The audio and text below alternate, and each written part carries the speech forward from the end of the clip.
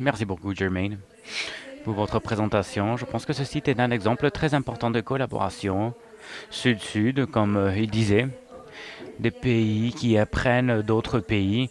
Dans ce cas-là, 8 pays des Caraïbes qui partagent des expériences en créant des politiques transversales, sous-régionales. Je pense qu'on peut beaucoup apprendre de cette expérience-là des autres pays et potentiel pour installer ce type de capacité. Dans ce cas-là, de l'importance de renforcer les systèmes d'information éducative. Merci beaucoup pour ces 3 présentations-là qui nous montrent le travail euh, sur le terrain, non? De vraiment le KICS à potentiel, toutes ces initiatives et de comment ils ont renforcé les compétences.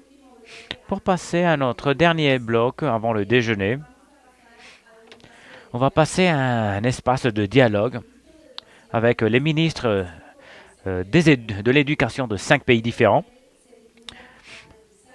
appelé l'apprentissage et les compétences fondamentales, politiques, innovation et défis. Donc je vais demander, s'il vous plaît, à personnes qui vont nous accompagner à cette discussion.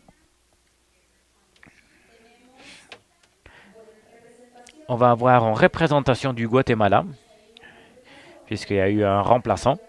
On va inviter à Claudia Morales, directeur général pour la qualité éducative du ministère de l'Éducation du Guatemala. Un applaudissement.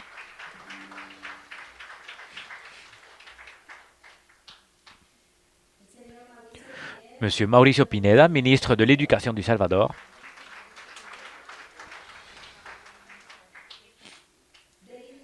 David Andrew, ministre de l'Éducation de Grenade.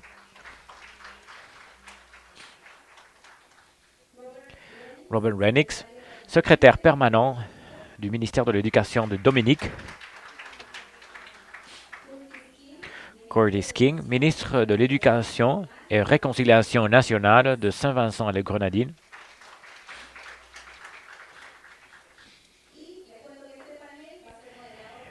Et cette discussion va être modérée par Javier González, le directeur de SUMA.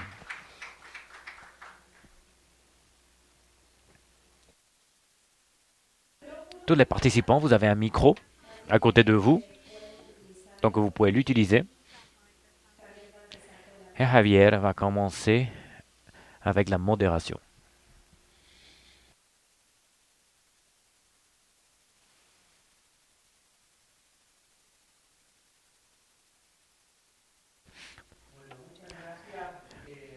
Merci pour ce qu'on a fait jusqu'à présent. C'était très intéressant de connaître les expériences des différents pays sur le terme de KICS. Mais maintenant, on veut aussi profiter et remercier la présence de nos ministres. La ministre du Guatemala qui va être représentée par Claudia Morales. Et basiquement, parler un peu des politiques qui impulsent les différentes autorités de nos régions. Le thème, comme on a déjà en parlé, c'est l'apprentissage et les compétences fondationnelles, la première enfance. Et donc, on va faire un premier tournée de questions qui vont nous situer sur ce thème-là. Je vais demander au ministre et à notre délégué 4 minutes par réponse. Je sais qu'on est d'Amérique latine et des Caraïbes et 4 minutes, on le sent comme 30 secondes. Mais l'idée, c'est qu'on arrive tous à nous entendre et à partager. On va voir plusieurs tournées. Donc, je vais vous en parler combien de tournées il y en a et de quoi est-ce qu'on va parler à chaque tournée. La première, dans une phrase, c'est les défis. La deuxième tournée va être centrée sur l'innovation. Et la troisième tournée va être sur le support qui peut être donné par la communauté internationale et d'autres questions plus spécifiques. Donc je pense qu'on va avoir un bon temps pour aller à l'intérieur et discuter ces thèmes-là. Je vais aller avec la première question, toujours centrée au niveau de l'apprentissage et les compétences fondationales. Lesquelles seront vous les principales dettes en écriture, lecture les dettes que nos pays ont.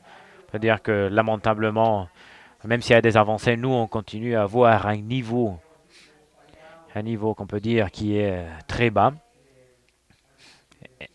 Et on n'a pas réussi à répondre à nos générations les plus jeunes. Donc, ce n'est pas une discussion avec le gouvernement en particulier, mais c'est vraiment d'avoir c'est quoi les principales lacunes qui existent dans ce thème-là. Donc, on va commencer ici avec mon côté droit, avec Claudia Morales, s'il vous plaît, du Guatemala.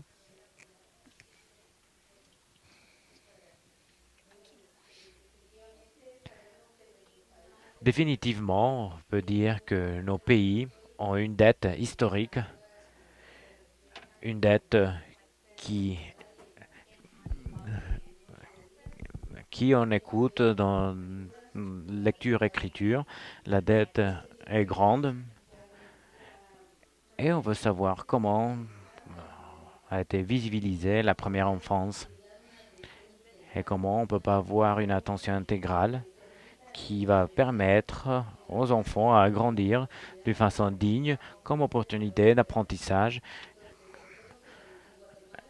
Et ici au Guatemala, on va voir dans beaucoup de la part du territoire, dans lequel s'il n'y a pas une bonne alimentation, il va y avoir encore moins des opportunités d'apprentissage. Il y a des familles complètes qui n'ont pas eu accès à l'éducation, à son droit à l'éducation. C'est quoi des applications? Des mères qui n'ont pas les connaissances minimum qui sont nécessaires pour que les enfants se développent de façon correcte. L'alimentation, la malnutrition affectent énormément le développement des enfants. Il y a beaucoup de problèmes pour l'apprentissage de langage et pour arriver à développer l'écriture et la lecture. Si on voit les mères et on regarde ces gros désavantages de connaissances qu'ils en ont, il y a des mères aussi qui se communiquent en sa langue maternelle avec ses enfants, mais quand ils arrivent à l'école, la langue qu'ils apprennent à lire et à écrire va être une autre. Ceci va aussi marquer beaucoup qu'il n'y a pas vraiment une justice au niveau de l'apprentissage. Lesquels sont les grands défis? Cette attention intégrale de la première enfance, cette lacune, elle est là, et pas seulement au Guatemala, mais du Guatemala, cette ruralité profonde nous fait mal. Et quelque chose de très bon de cette rencontre, c'est de qu'on commence. On commence en nous écoutant, mais pour nous écouter, on doit dire la vérité, que notre voix dit la vérité. Ceci est extrêmement important. Quand on voit ces lacunes et l'accès minimum que notre population a à l'éducation, on se demande qu'est-ce qu'on peut faire. Qu'est-ce que l'État a fait pour l'attention correcte des droits de l'homme? Dans le cas de la première enfance, on voit qu'on a un curriculum qui n'est pas adapté à la première enfance. On croit que l'attention à la première enfance peut se donner depuis le communautaire. Et ceci nous montre qu'il n'y a pas un investissement en infrastructure, il n'y a pas un investissement clair de comment la première enfance doit être supportée. Comment la mère, avec une situation socio-économique compliquée, elle ne peut pas dire je vais aller travailler parce qu'avec qui je vais laisser l'enfant. Donc, c'est comme ça qu'on doit penser. On ne peut pas penser avec les gros termes pédagogiques de santé ou de nutrition, mais vraiment depuis la réalité de la personne, depuis la réalité des familles. Ils n'ont pas accès à un livre. Les enfants, quand ils arrivent à la primaire entre 6 et 7 ans, on aimerait qu'ils ont cet enthousiasme de lire, mais s'ils n'ont pas été exposés à des matériaux éducatifs, comment est-ce que cet besoin de lire cet intérêt par la lecture, cette curiosité par les lettres va être créé? on doit avoir clair qu'on a aussi un système de suivi, de registre, d'évidence de comment va se développer l'enfant ou la fille de façon intégrale. Comment on va faire pour qu'on doit avoir une stratégie comme État pour pouvoir répondre aux besoins de nos enfants. Claudia, on a une législation aussi qui doit être révisée. Le temps passe très vite, désolé. On doit vérifier la législation, ça c'est un autre défi qu'on doit avoir. Merci beaucoup.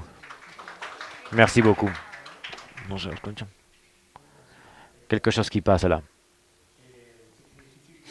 C'est difficile, un défi très compliqué et les minutes très courtes. Ministre, s'il vous plaît. Merci, Javier. Ne compte pas dans les 4 minutes la salutation que je vais faire.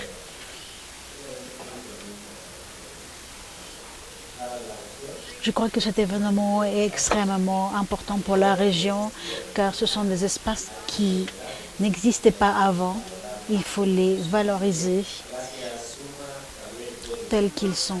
Souma et Javier, merci beaucoup et aussi à tous qui ont fait possible cette rencontre. Non seulement pour les gouvernements, comme c'est le cas des ministres et des fonctionnaires, mais aussi pour la société civile qui fait partie du système d'éducation.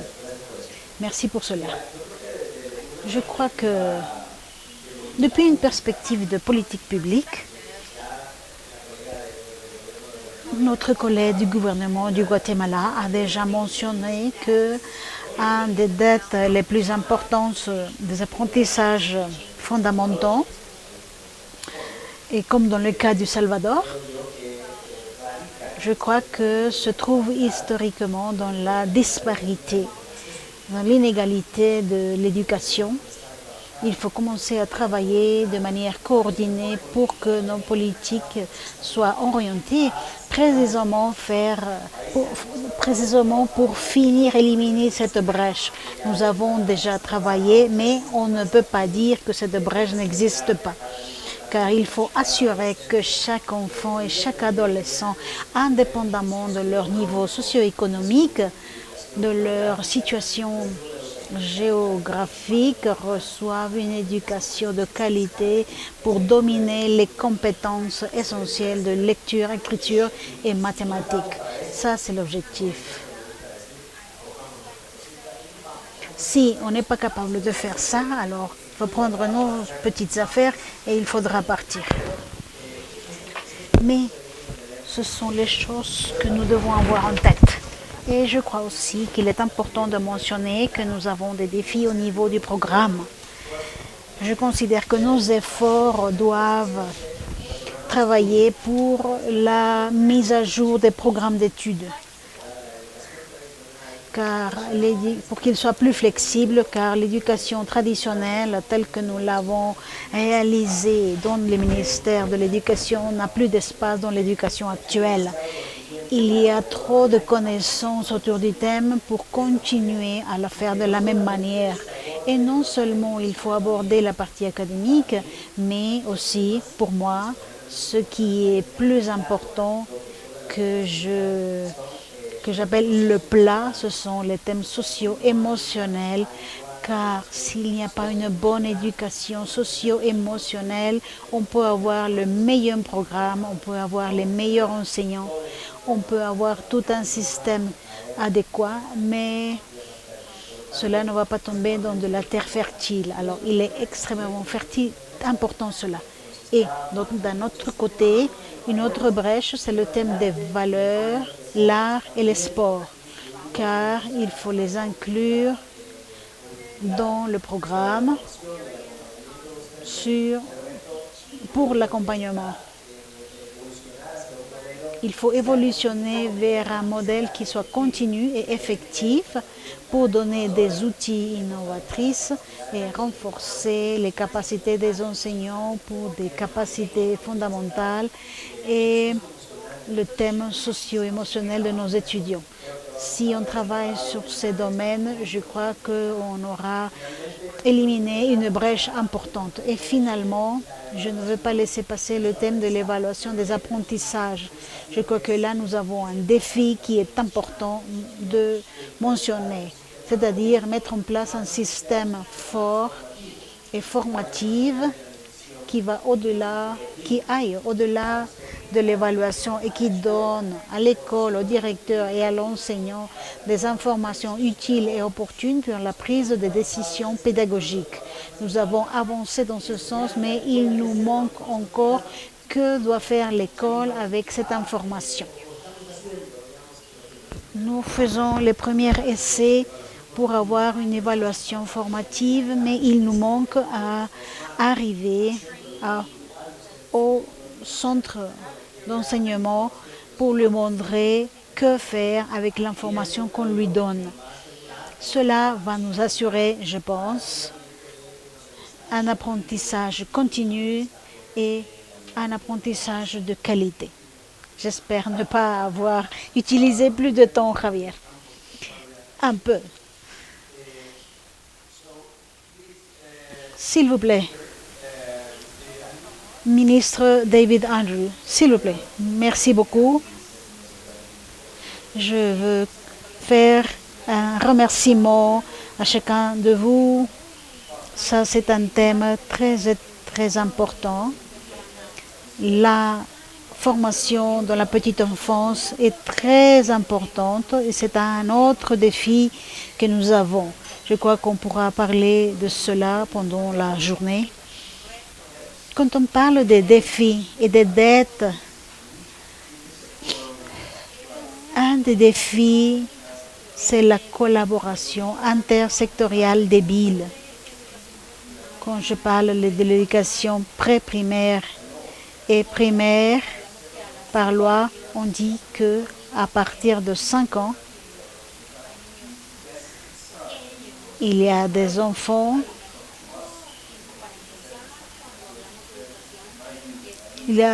À 5 ans, il y a beaucoup d'enfants et nous savons qu'à cet âge, l'apprentissage se donne le mieux. Alors, il faut recevoir les enfants dans nos centres éducatifs et avoir les meilleurs produits pour travailler avec cette étape de formation. Avec les standards de qualité préscolaire ou pré-primaire,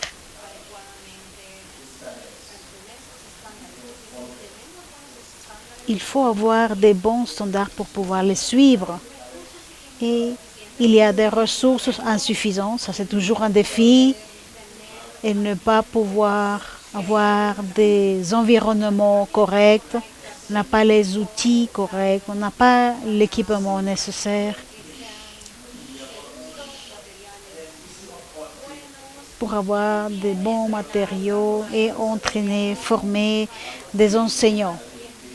Nous avons des enseignants dans le système qui ont les qualifications pour l'éducation pré-primaire, mais ils n'ont pas de fondements du développement préscolaire. C'est urgent aussi. L'entraînement, la formation de l'enseignant pour apprendre la lecture et l'écriture. Et nous avons des politiques publiques qui sont en train d'être révisées, qui doivent être mises à jour pour s'adapter.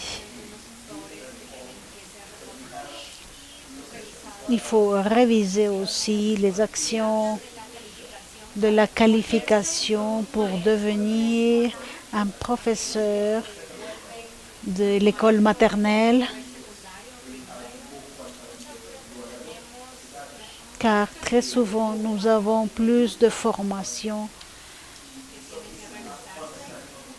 Il faut réviser la formation des enseignants pour comprendre l'aspect ludique qui doit être présent dans la formation maternelle, à l'école maternelle.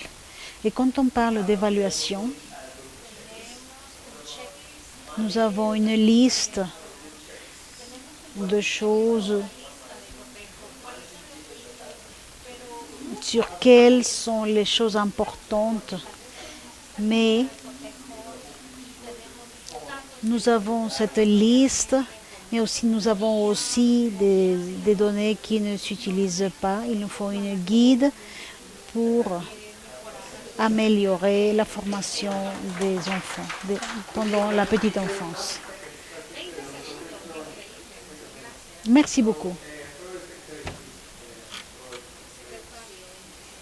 Secrétaire, s'il vous plaît.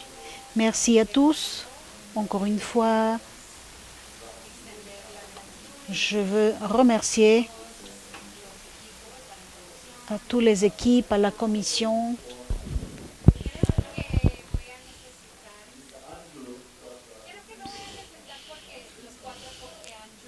Je crois que je n'aurai pas besoin de 4 minutes car le ministre Andrew a presque donné toute l'information de la région. Coordonner l'éducation préscolaire ou pré-primaire. À Dominique, par exemple, nous avons des grands progrès dans les domaines de l'apprentissage fondamental et préscolaire. L'année dernière, nous avons eu accès à l'éducation préscolaire, 32 de 45 centres qui font partie du gouvernement. Il y a 3 écoles privées seulement. En plus, nous avons des points faibles, bien sûr. Nous avons donné des subventions aux écoles publiques.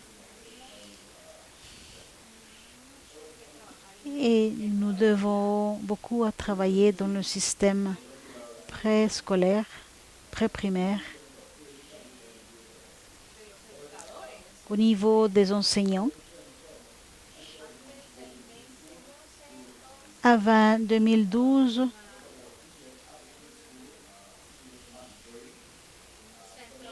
tout le monde voulait ouvrir un centre d'enseignement préscolaire et il y avait beaucoup de conditions.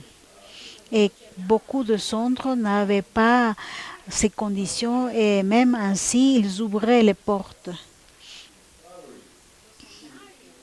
Et les salaires des enseignants préscolaires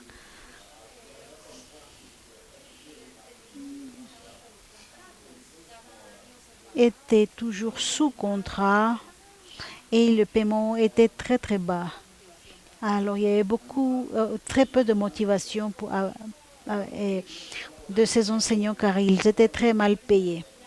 Un des défis, c'est la qualité des professeurs, des enseignants, pour qu'ils aient la qualité et les conditions nécessaires.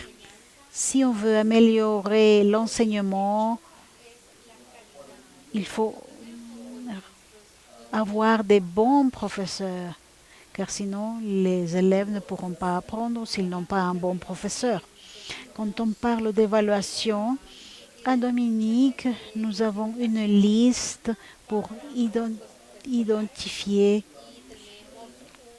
au niveau de l'enseignement pré-primaire et nous avons un programme aussi et nous avons des évaluations nationales.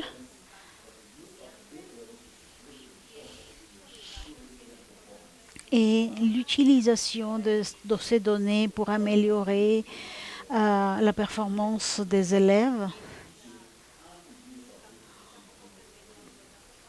Oh, nous n'avons pas les données pour pouvoir améliorer, ni la formation. Et bien sûr, ressources. Si nous n'avons pas de ressources pour le niveau pré-primaire, on aura des difficultés et on va continuer à avoir cette brèche. Je vais laisser mes dernières secondes à M. King.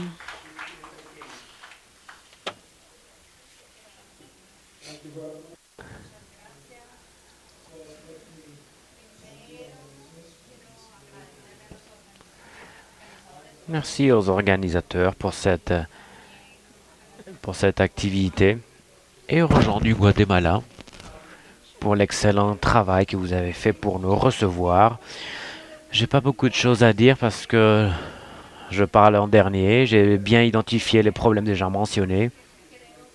Mais je pense que c'est ma responsabilité identifier au moins quelques problèmes que peut-être n'ont pas été mentionnés, liés surtout aux lacunes. En Saint-Vincent et les Grenadines, on a 32 îles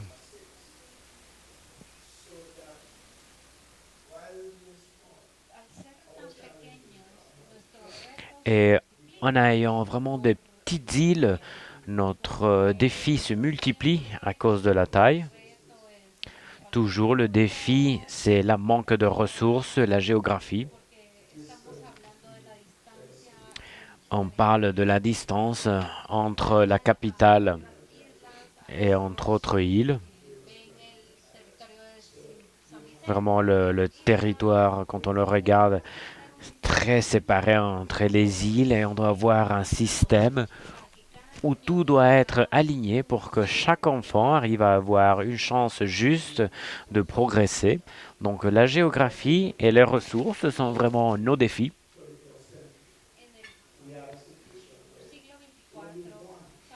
Et donc, au siècle suivant, on va savoir que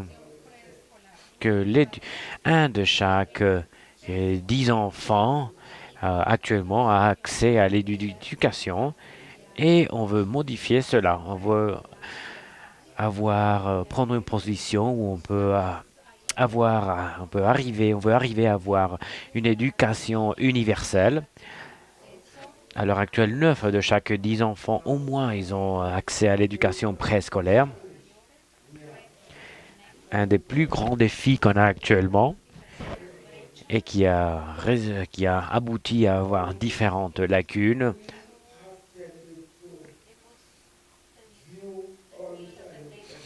On a eu la tendance de voir l'éducation préscolaire comme pas tellement important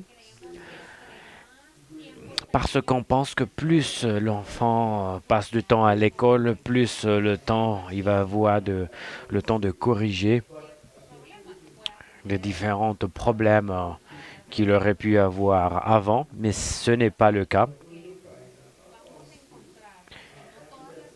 On va trouver que, en fait, la plupart de toutes les écoles à ce niveau-là ne donnent pas les mêmes supports et on veut que ceci s'améliore. Ce qu'on est en train de faire,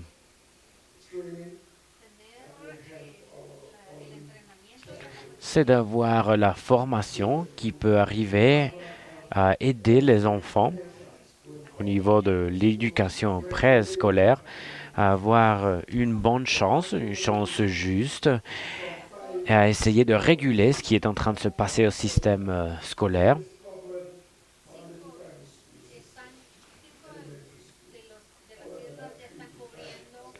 À l'heure actuelle, 5 des îles arrivent déjà à couvrir l'éducation préscolaire, mais un grand numéro d'îles qui ne donnent pas ceci. Donc, il n'y a pas un accès universel pour les préscolaires. Donc, on est en train de faire on est en train d'essayer que les régulations permettent d'avoir des professeurs formés.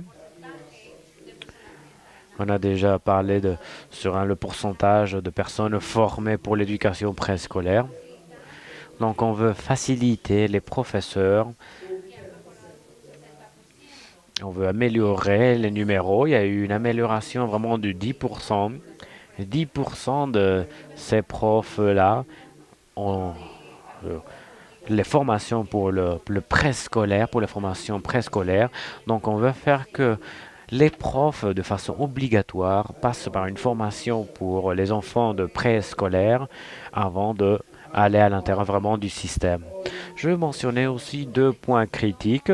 Le premier, c'est la détection des problèmes d'apprentissage.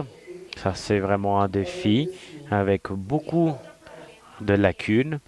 Et l'autre problème, c'est de donner des données en temps réel pour avoir un contrôle des enfants du préscolaire pour pouvoir faire les interventions nécessaires et pouvoir corriger ou améliorer les difficultés qu'ils arrivent à en avoir. Merci, Monsieur King. On va résumer un peu.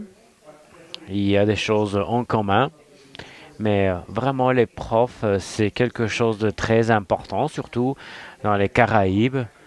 Les demandes pour pouvoir rentrer dans le système. On discutait de ça dans une réunion à Saint-Vincent et on parlait avec Laurent. On discutait avec Laurent. Et on a eu une réunion avec les collègues des autres pays. Et ils ont parlé de UBI. C'est une des choses qu'on a discuté. C'est vraiment des demandes des professeurs pour pouvoir aller à l'intérieur du système. Et je suis content qu'on est en train de discuter ceci. Donc, on peut continuer. On va continuer avec la question suivante et on va continuer de là-bas pour être juste. Donc, maintenant, il faut lutter pour trouver des nouvelles idées.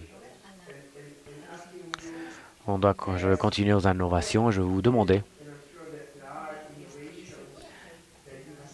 Je suis sûr qu'il y a des innovations qui ont été impulsées au niveau de l'éducation, surtout au niveau de l'alphabétisation. C'est quoi ces innovations-là? Qu'est-ce que vous pensez que c'est vraiment l'effet? Ou si vous avez mesuré quelque chose, peut-être il n'y a même pas des mesures de l'impact, mais qu'est-ce que vous pensez, vous soupçonnez qui va avoir un impact sur le niveau d'alphabétisation précoce et en termes aussi des lacunes de comment, en parlant sur le Guatemala, l'exemple par exemple des Indiens, et c'est un thème lié aux hommes sur le côté Caraïbe. Donc si on peut signaler ceci avant de continuer avec les questions, c'est important de reconnaître que les ressources, on sait que du côté des Caraïbes, en Amérique latine, on a des aspects très uniques. Et j'aimerais peut-être paraphraser Andrea Schleicher de OSI. Ça fait quelques semaines dans une discussion ensemble, et lui, il était en train de comparer le Pérou avec et d'autres pays en fait d'Amérique latine avec Singapour et avec d'autres systèmes de très haute qualité en Asie.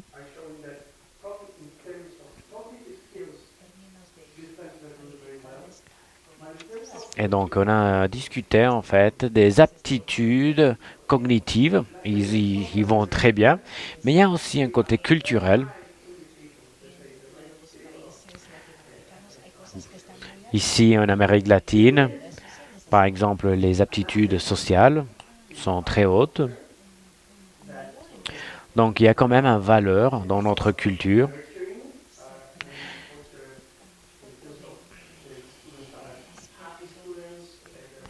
Qui peut-être ce côté culturel nous donne des fois peut-être des écoliers qui sont joyeux. Et donc, il y a des fois, on parlait, nous, de ces élèves-là, ils en ont des choses, mais ils en ont pas d'autres choses. Donc, c'est quoi ce qu'ils en ont et c'est quoi qu'ils en ont pas? Donc, on peut parler là de nos valeurs culturelles et émotionnelles et aussi des valeurs socio-culturelles. C'est ce que disait aussi le ministre du Salvador. Donc, Yuri, j'espère que j'ai bien paraphrasé Andrea, sinon après tu me dis.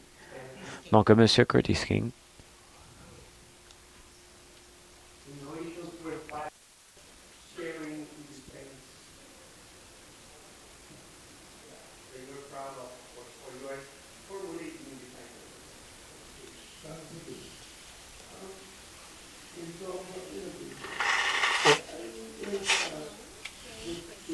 En innovation, je vais comparer avec les choses de base. D'abord, dans notre cas,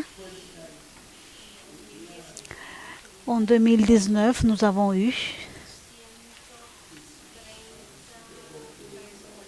130 préscolaires de 3 à 5 ans, dans 67 écoles. La plupart des centres, ce sont des centres de formation précoce ou de la première enfance. Ce que le gouvernement a fait, c'est investir dans ces centres privés avec des subventions. Malheureusement, avec les années, nous avons découvert que même avec la subvention, la plupart des centres ont eu des difficultés pour avoir la qualité nécessaire. Alors, le gouvernement a dû faire un investissement pour avoir du personnel plus qualifié, car dans les centres, les enseignants étaient mal payés. On a beaucoup de travail à faire là-dessus. Mais ce que le gouvernement a fait,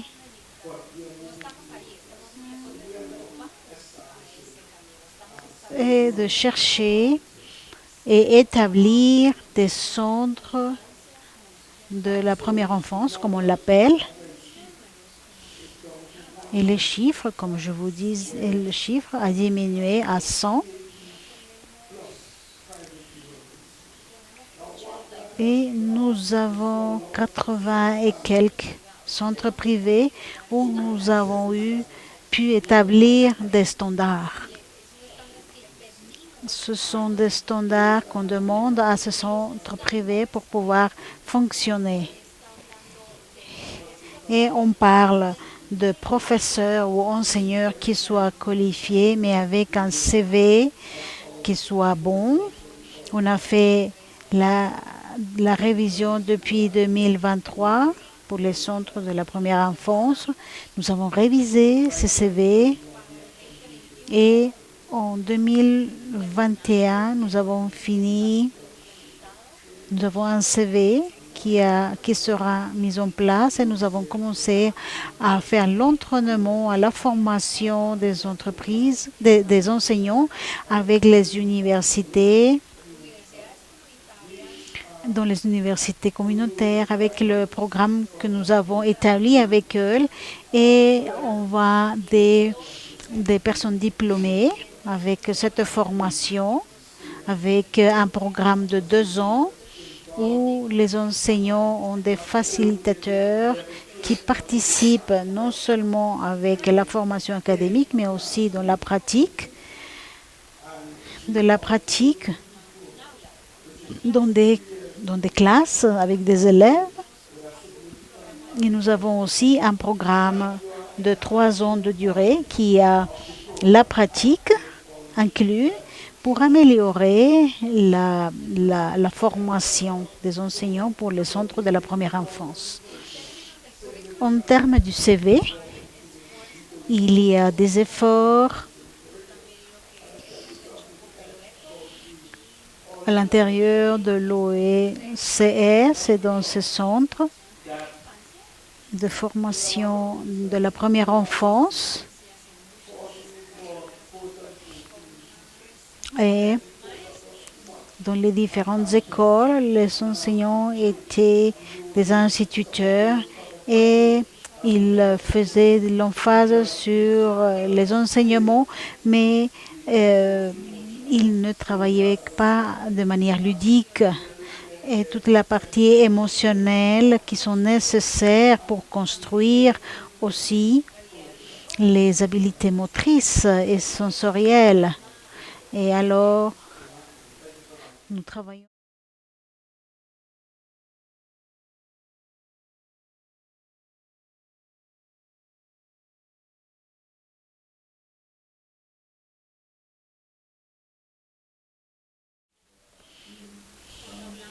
Quand on parle d'innovation à la Dominique, Le gouvernement de la Dominique, en 2010-2012, nous avons travaillé sur l'éducation de la première enfance. Depuis 2012, n'importe qui pouvait ouvrir un centre et pour les enfants au niveau préscolaire. Chacun pouvait ouvrir. Et c'était cher pour les parents d'aller dans ces centres. Il y a 15 ans, moi, j'ai payé plus de 1 000 $ par an pour ce centre de la première enfance. Alors, pensez qu'en 2012, on bouge vers l'accès universel à l'éducation de la première enfance. Nous avons fait obligatoire l'éducation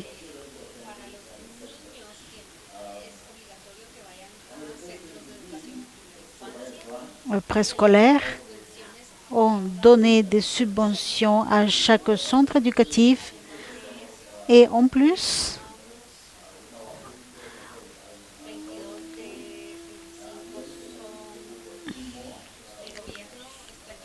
et le gouvernement est responsable de, dans quelques semaines, on va prendre 3 centres privés.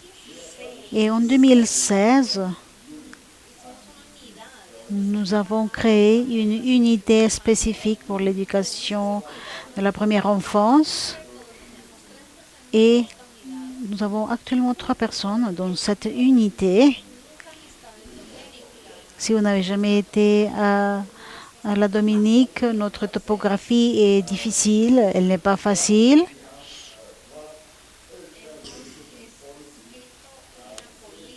Nous avons déjà rédigé une politique dont nous avons déjà le brouillon pour pouvoir la présenter au cabinet.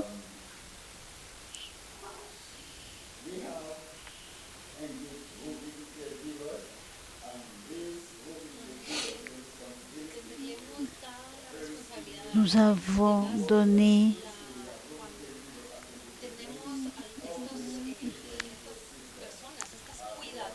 ces personnes qui vont entrer,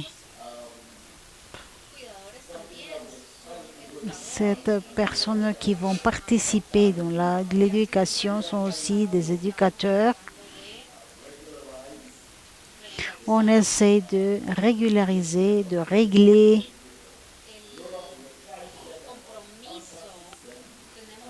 l'engagement au niveau du système que nous construisons pour qu'il ne soit pas un système normal, pour que les conditions d'entrée soient établies. Nous avons déjà ces professeurs formés avec une spécialisation en enseignement précoce. Je sais que mon temps est fini, mais nous avons aussi des programmes d'alimentation dans chaque école publique. Les parents qui ne peuvent pas donner une alimentation, nous leur donnons l'alimentation et aussi les uniformes. Nous avons le programme de l'alimentation, nous avons aussi des uniformes pour les petits-enfants.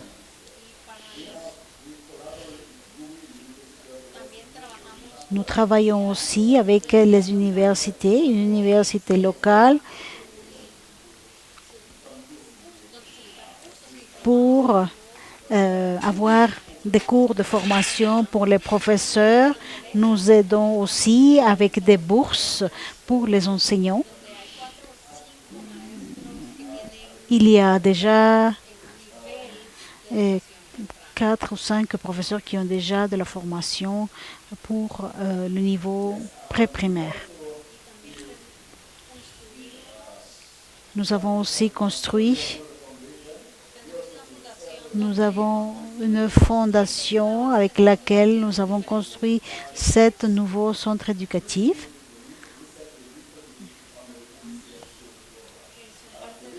Qui font partie du programme de l'OECS. Je veux aussi ajouter qu'avec des étudiants migrants,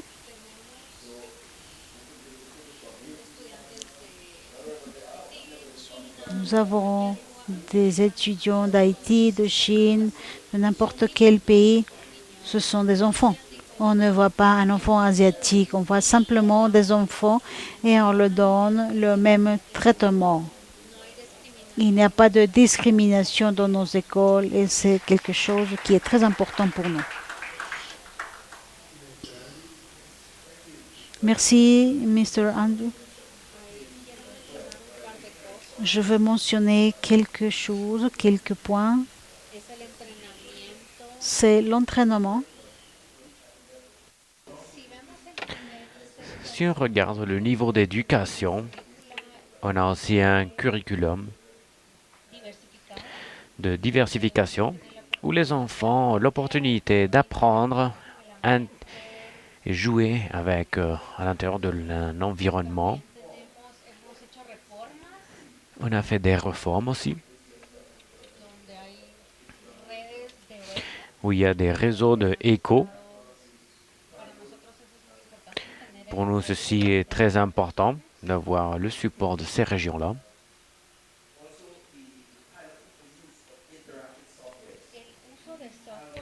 L'utilisation de software aide aussi à que toutes les écoles arrivent à avoir des softwares d'interaction.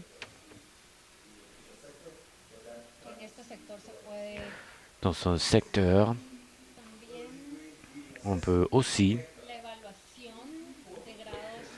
l'évaluation des degrés principaux et il y a différents niveaux où on peut évaluer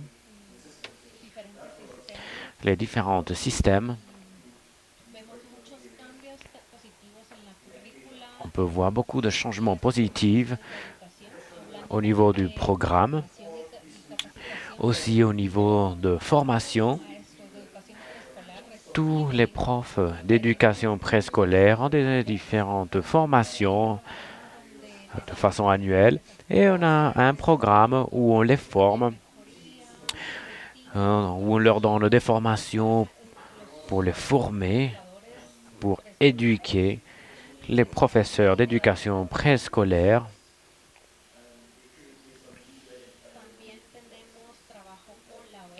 On travaille aussi avec l'OECO où les professeurs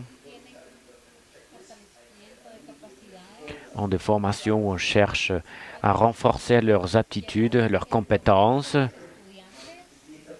On cherche que le progrès des étudiants et l'utilisation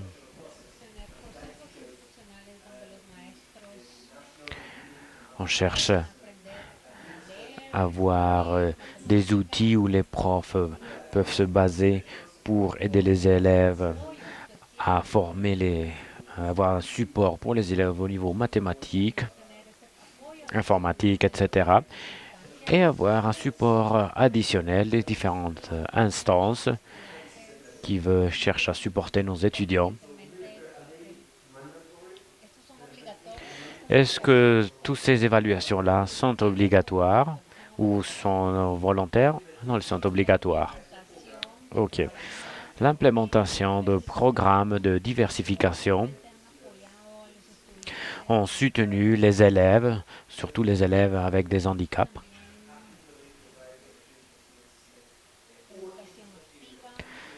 Il y a des programmes aussi d'apprentissage actif qui cherchent à que les profs ils arrivent à avoir des petits groupes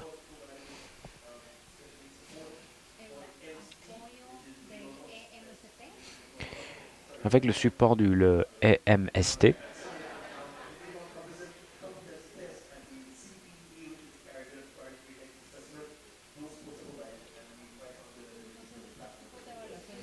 Donc, ces évaluations-là, on a pu donner ça aux professeurs.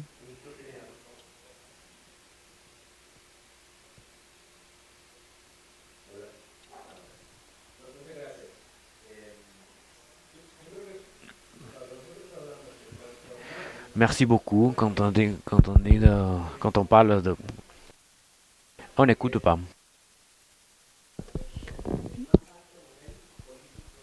Désolé, nous n'avons pas de son.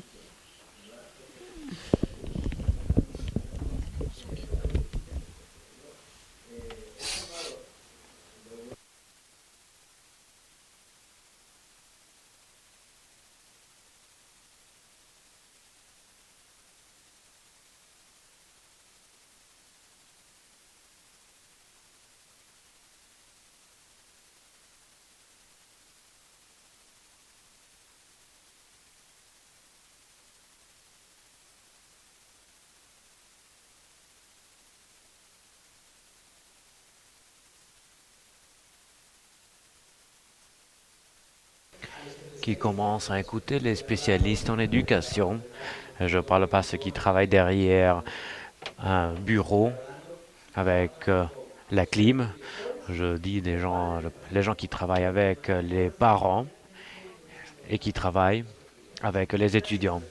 C'est là que cette réforme apparaît, c'est là que la réforme apparaît, que nous, on peut dire de façon très heureuse, on a des politiques qui fonctionnent pour El Salvador, qui cherchent à avoir des transformations. Vraiment, nous, ça vient de commencer, mais il y a quand même une projection pour arriver à transformer le système d'éducation de notre pays.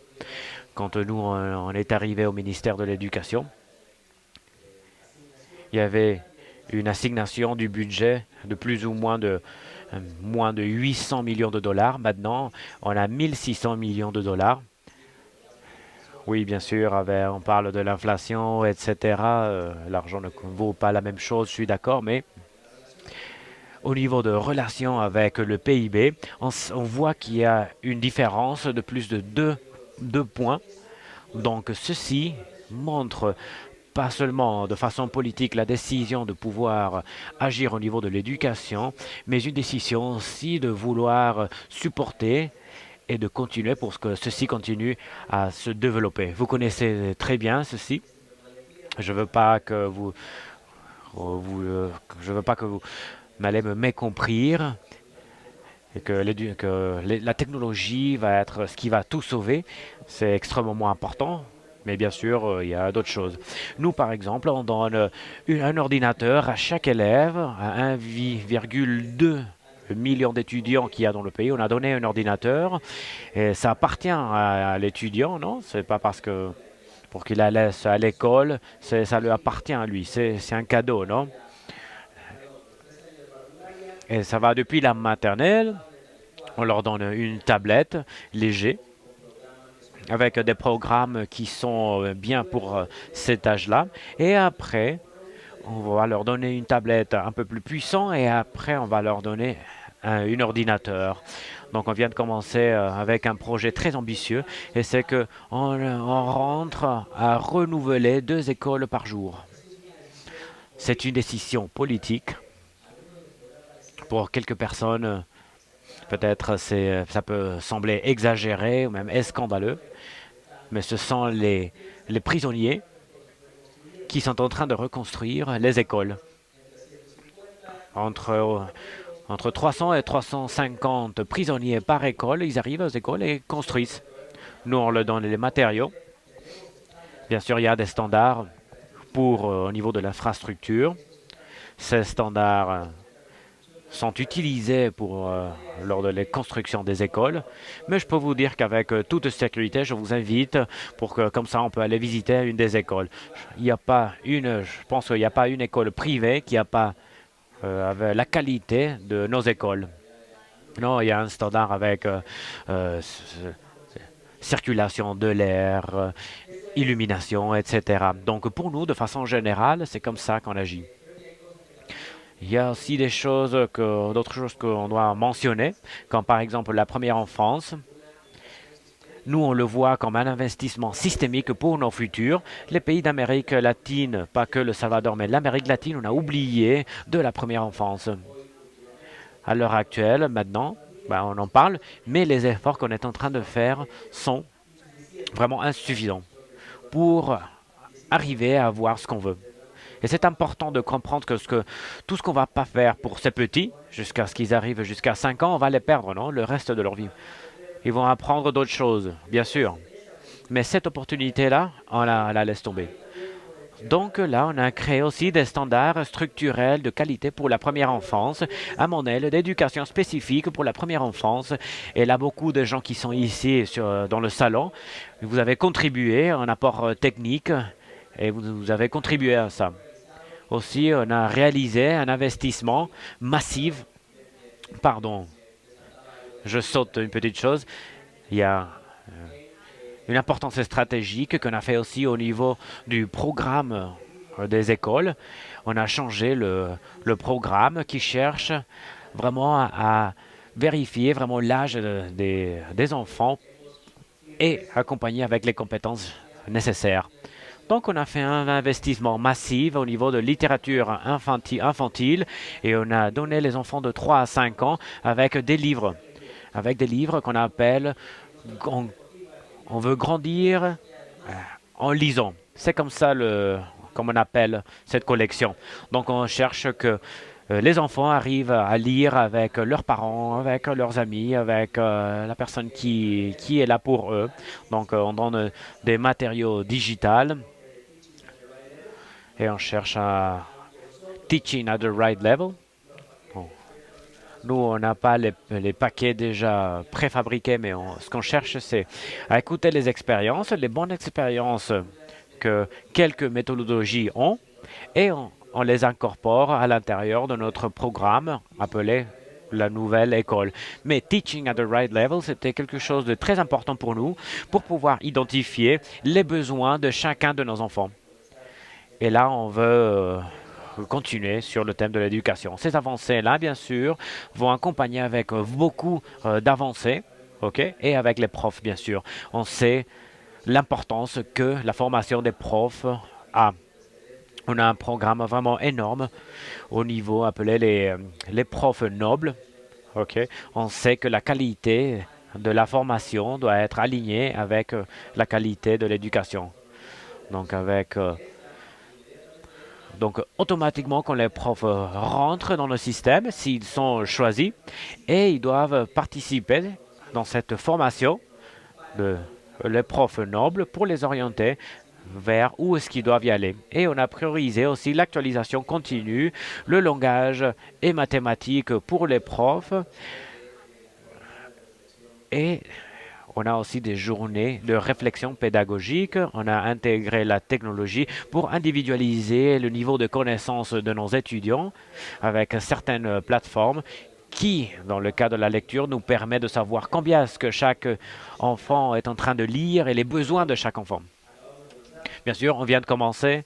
Il y a beaucoup qui manquent. On va vous actualiser, mais on a tous les ingrédients pour transformer l'éducation de notre pays. Merci beaucoup, ministre.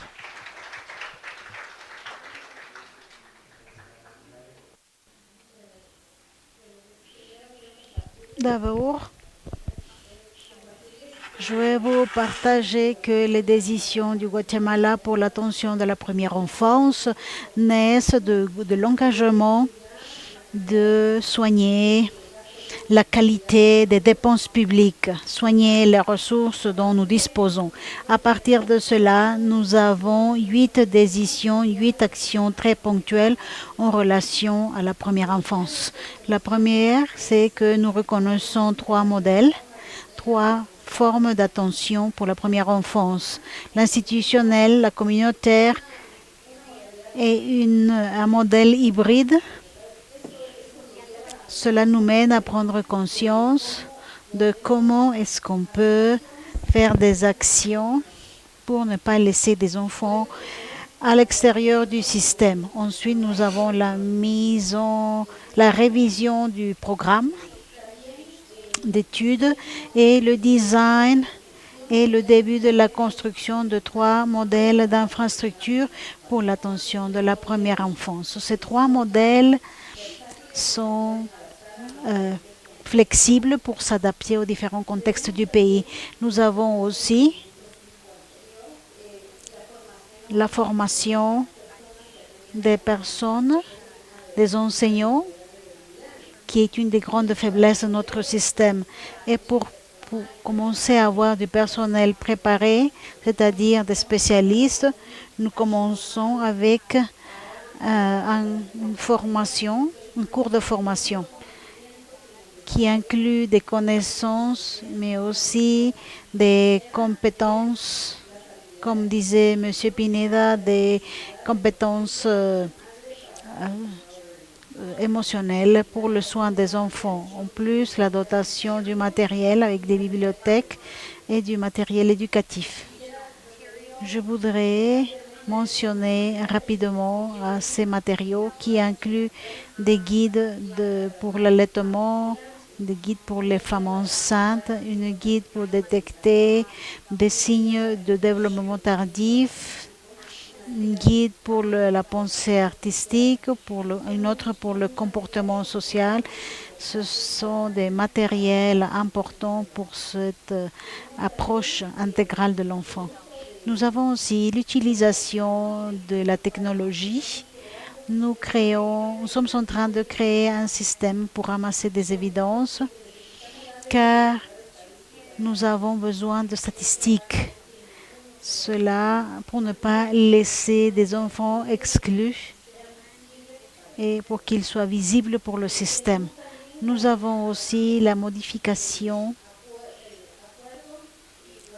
de l'accord ministériel qui donne vie à la politique publique. Nous avons une politique publique d'attention pour le développement de la première enfance, mais cela est nouveau car cette politique est nouvelle. Nous l'avons déjà révisée et on veut faire quelques modifications car il faut faire une actualisation urgente. Nous avons aussi créé 45 vidéos sur l'abordage de la première enfance et avec cela, nous fermons un cycle de ressources ou d'actions pour traiter de manière intégrale les enfants de la première enfance. L'objectif est de créer les bases pour que jamais naître dans un contexte de pauvreté ou naître en étant une femme limite l'accès à l'éducation et les apprentissages fondamentaux. Merci beaucoup.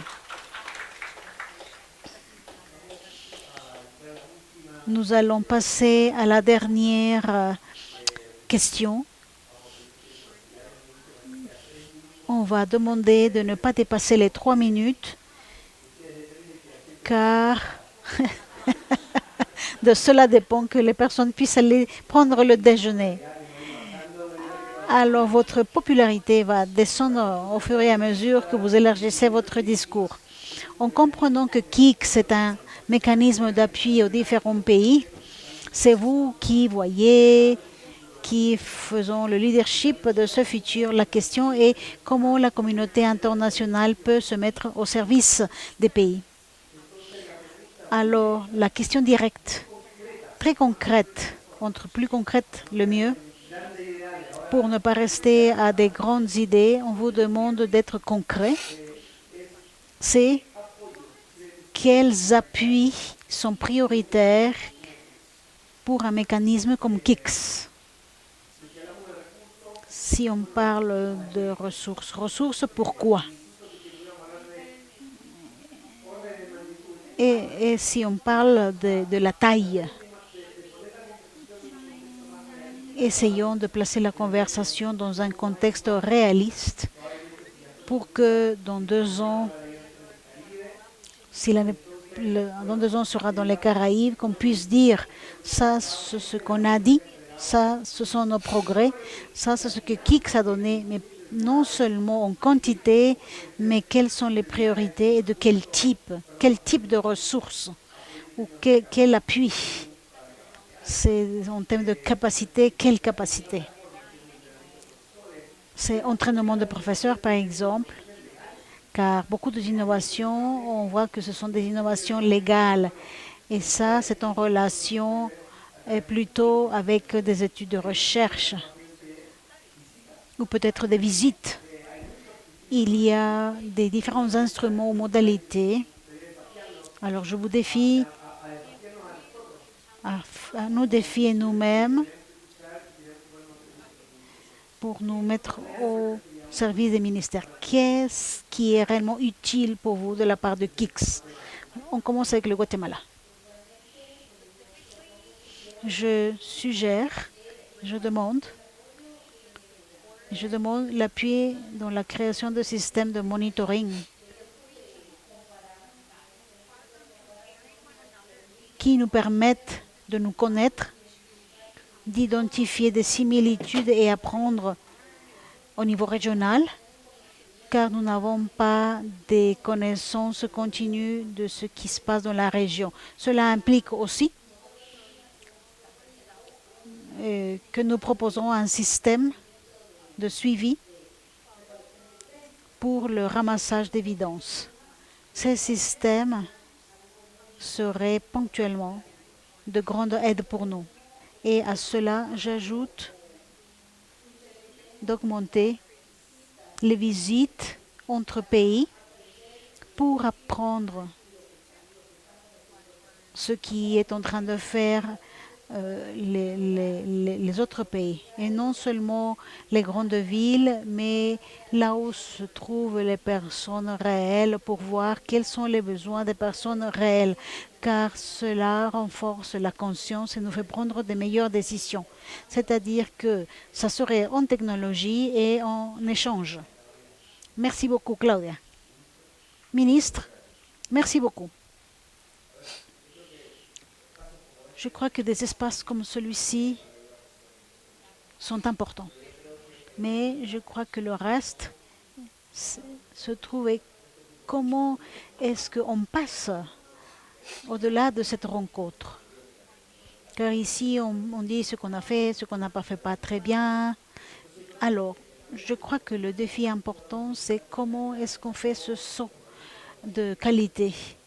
Comment est-ce que les pays qui sont ici, nous nous engageons de manière réelle et systématique au changement des systèmes éducatifs de nos pays, mais d'une manière collaborative. Des réunions bilatérales, et je disais, il faut trouver les mécanismes qui existent déjà. Par exemple, nous, comme le Salvador, nous avons fait un grand effort pour unir les pays de la région SICA à travers le Conseil de ministres d'éducation et on pousse un système d'évaluation au niveau régional, par exemple. Bien sûr, on parle des choses qui sont réellement compliquées car seulement définir les dimensions de ce système d'évaluation est déjà un grand défi, un grand problème. Mais on doit commencer à le faire. On n'est pas habitué à nous mesurer. On utilise l'épreuve standard des autres pays, qui est un paramètre, mais pourquoi pas essayer de faire ou un système comme le fait les Caraïbes, un système d'indicateurs qui soit commun pour les pays du SICA, par exemple, qui apporterait des bénéfices très intéressants. Alors je pense que cela est très important de donner ce pas pour continuer après cette rencontre. C'est-à-dire, écoutons-nous, faisons la réflexion et après décidons ensemble comment est-ce qu'on va exécuter, comment est-ce qu'on va mettre en place. Merci beaucoup. C'est là que je pense que c'est très important.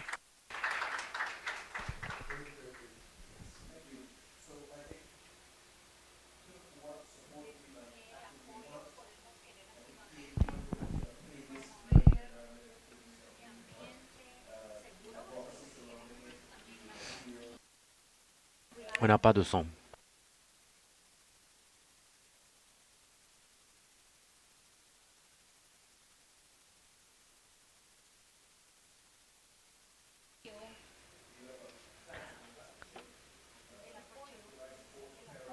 le support aux parents avec les bénéfices de développement préscolaire et de première enfance.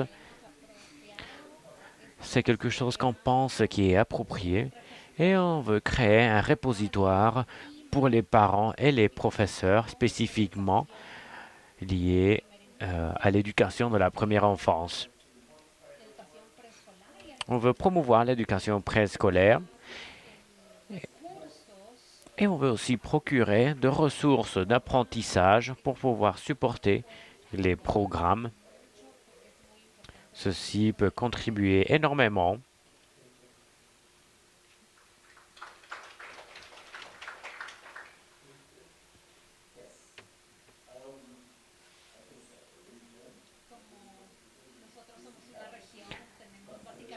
Nous, on a une région qu'on a basiquement les mêmes problématiques et besoins. Donc, je pense que c'est une opportunité. Comme je disais, pour Dominique, par exemple, les endroits clés, les points forts où on a besoin de support, c'est l'entraînement des professeurs. On a vraiment besoin d'une formation professionnelle plus importante. On a des experts techniques dans la région qui peuvent former ces professeurs-là, mais ça peut devenir cher, non? Et donc, comme disait le ministre King, ressources pour éducation, l'éducation préscolaire ou de première enfance. On a, nous, le projet de l'AOECO, qui sont vraiment pour quelques écoles, mais on n'a pas les 45 écoles couvertes, non? Il y a 2 unités spéciales, comme l'éducation générale et l'éducation première enfance. L'éducation pour les enfants avec un handicap, on a besoin aussi des outils pour une éducation spéciale et pour les enfants avec de besoins spéciaux. C'est quelque chose de très nécessaire. Et on a plusieurs dispositifs vraiment pour quelques étudiants, mais le software est cher et il est limité. Des fois, on paye 1000 $ pour une partie de software qu'on peut utiliser pour un an. Et après, on doit repayer les 1000 $ pour une année de plus. Donc, pour nous, c'est ridicule. On a besoin d'aide avec cela. On a développé une politique vraiment qui est pour l'instant brouillon avant de le donner vraiment au Congrès.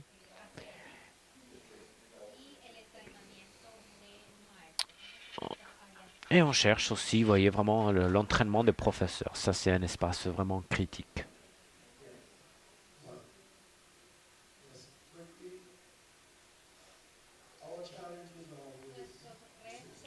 Nos défis, même défis que les autres, vraiment avec au niveau des ressources.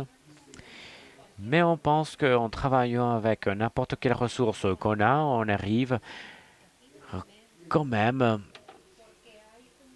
à avancer un tout petit peu, non? Parce qu'il y a quand même un niveau de collaboration très important au niveau de la région. On a discuté avec l'OECO et avec les différents organismes qui peuvent nous aider, même au niveau de politique ou financière. Mais on a quand même un bon niveau au niveau de la collaboration pour que nos...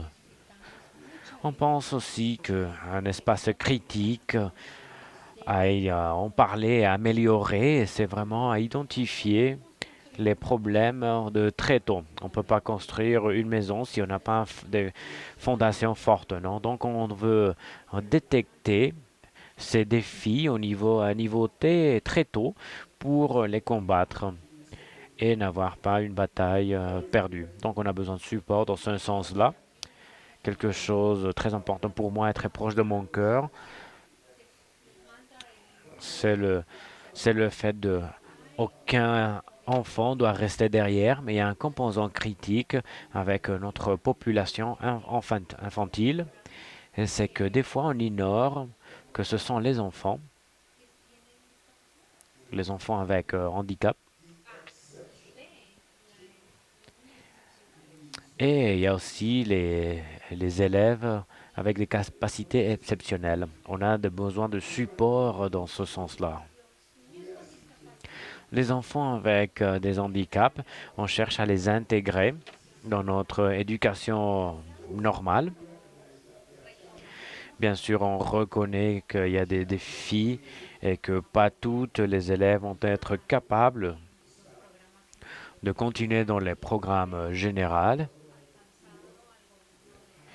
Mais on a discuté, on s'est rapproché du gouvernement de Cuba. Eux, ils ont envoyé des gens à Saint-Vincent pour nous aider avec ces situations-là. Et donc, c'est le type de support qu'on cherche. Et avec les enfants exceptionnels, on a vu nos petits-enfants qui sont vraiment très exceptionnels. Et leur défi, c'est que le système d'éducation, il est ennuyant pour eux. Donc, il y a une négligence, puisque la plupart des professeurs ne peuvent pas diriger de façon effective ces étudiants-là, et donc ils sont ignorés. Et comme on disait, on veut pas laisser on peut pas laisser des élèves à l'arrière. On va avoir comme objectif le fait d'évaluer et de supporter ces enfants-là. C'est ça ce que nous on cherche. Merci beaucoup.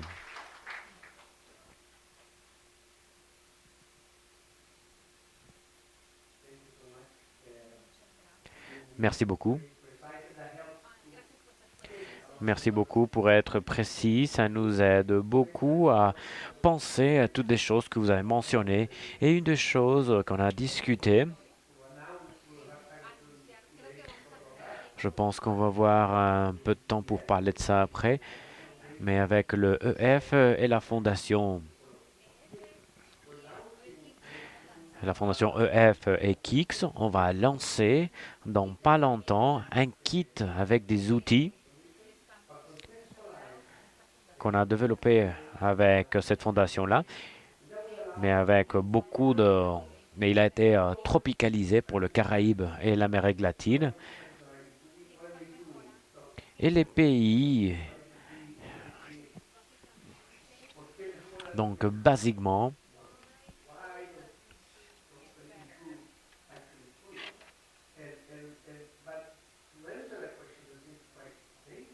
pas de son.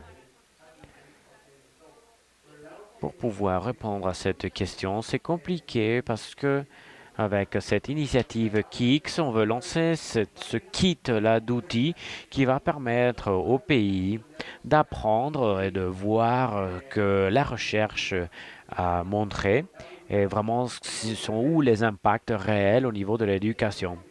Ceci va complémenter l'effet avec la plateforme qu'on a déjà mise en place et que beaucoup de pays sont en train d'utiliser. On ne va pas avoir le temps d'aborder cela, mais on l'utilise pour renforcer cette politique d'entraînement scolaire. On veut y avoir une plateforme de réforme effective. Ce n'est pas au niveau de classe, mais des réformes structurelles. Par exemple, comment utiliser les fonds de la bonne façon, quelle innovation il y a autour de la région avec ces fonds-là. Et bien sûr, entraînement de professeurs, on a mentionné beaucoup cela et on va discuter un tout petit peu avec un projet qu'on est en train de faire. J'apprécie aussi que vous avez parlé des enfants handicapés et des enfants exceptionnels. Je trouve que c'est important à mentionner. Je vous remercie pour le panel. Je pense que c'est incroyable qu'on a pu rêver ensemble. Et je vais donner un exemple des choses qu'on a fait quand on s'unit, quand on est unis. On a une des routes les plus longues au monde, qui est vraiment la route panaméricaine, plus de 2000 kilomètres. C'est-à-dire que tous les pays ont besoin de construire leur morceau. Et c'était vraiment un rêve énorme qui était là. D'un autre côté, si on travaille ensemble, on peut penser à construire quelque chose qui semble irréel, comme un chemin de Alaska à Ushuaia en Argentine. Il y a une route qui connecte tout le continent et on peut penser possiblement à un pont pour le Caraïbe. Mais l'importance, c'est que même si on rêve avec des grandes choses au niveau d'Amérique latine et le Caraïbe, on peut rêver ensemble le pouvoir et la force. On peut rêver des choses très fortes.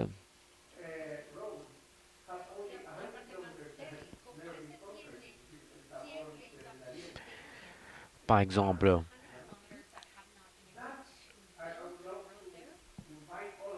on a le bouchon de Darien. Il y a quand même un bouchon là à faire. Et c'est quoi le bouchon de Darien à l'intérieur de notre système, non? C'est ce bouchon-là qui ne permet pas de passer du Panama à la Colombie.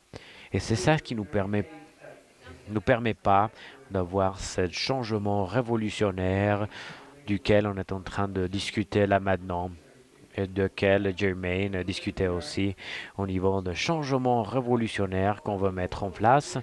Et beaucoup de fois, on est bloqué, non? Comme ce bouchon-là de Darien au niveau de la route panaméricaine.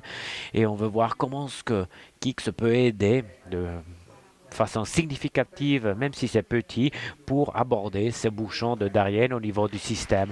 Merci beaucoup à tous, vous nous avez beaucoup inspiré.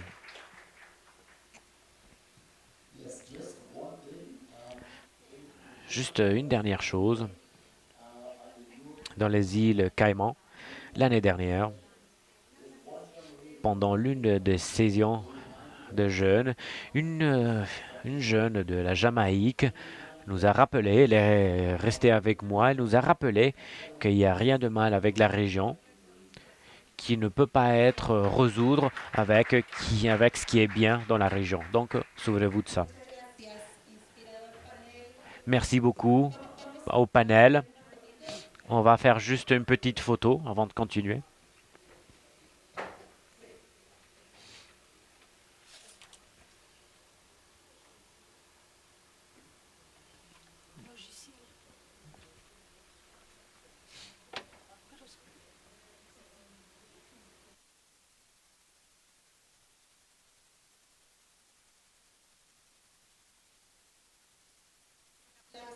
Un applaudissement pour nos panélistes.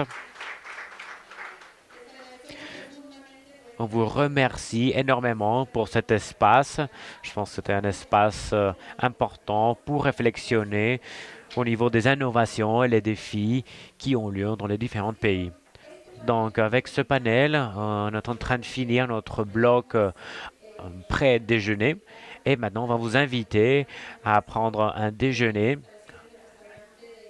au restaurant de l'hôtel. Il y a un groupe qu'on va partir.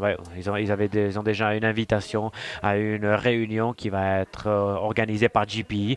Donc, pour ces gens-là qui vont participer de cette réunion-là, on va se donner rendez-vous à l'accueil. Donc, allez-y maintenant. Et le reste, vous pouvez déjeuner au restaurant de l'hôtel. Et on revient. Comme ça, souvenez-vous qu'on revient après. 14h30, rendez-vous ici pour continuer avec le travail. OK? Merci beaucoup.